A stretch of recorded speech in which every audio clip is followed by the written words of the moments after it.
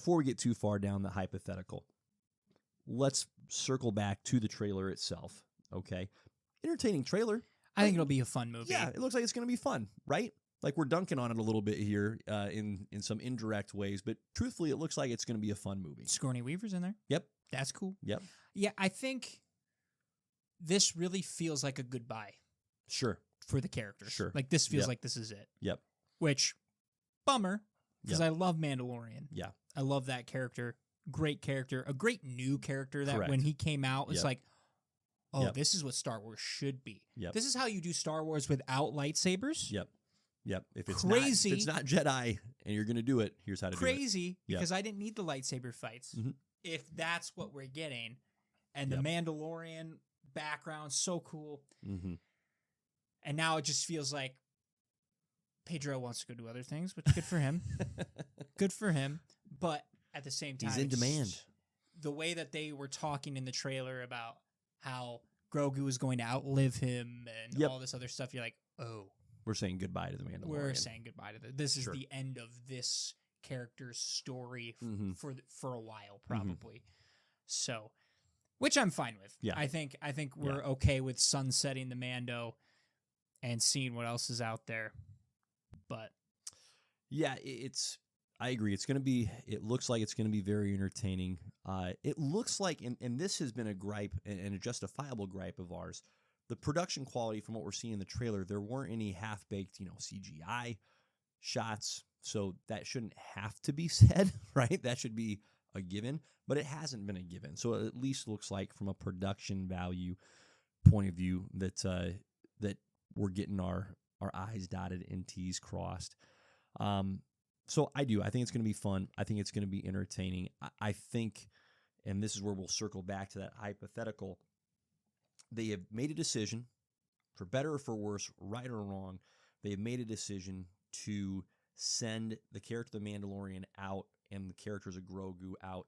This feels like Star Wars is trying to cast a net and capture some fresh fans where they're going, hey, look at us. We're fun. We're entertaining. Come watch us. Because of how rough the movie path has been. There's been some hits on the show side, some misses as well.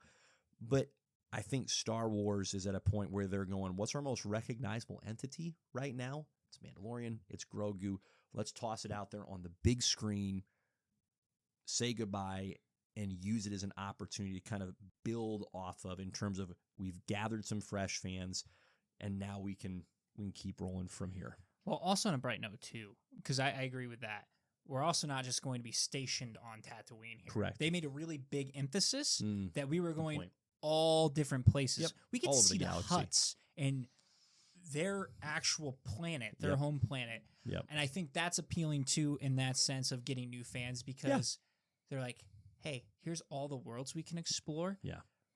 It's not just Tatooine, which is one of the major hangups with Star Wars is always back to the desert planet. Yep. It's always back to Tatooine. You have this infinite galaxy, and yet you're always on the desert.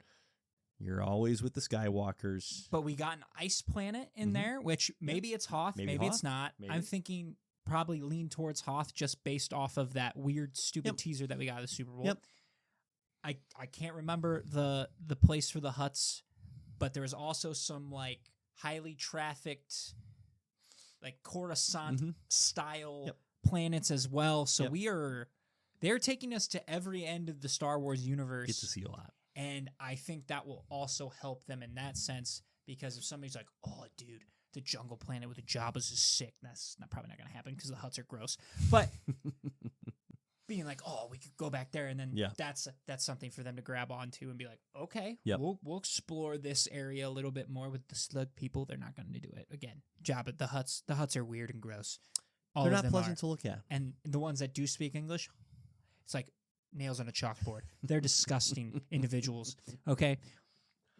But I think that does widen the scope here for Star Wars as a whole moving forward. And I will be very curious to see what Filoni takes from this movie and moving forward builds off of.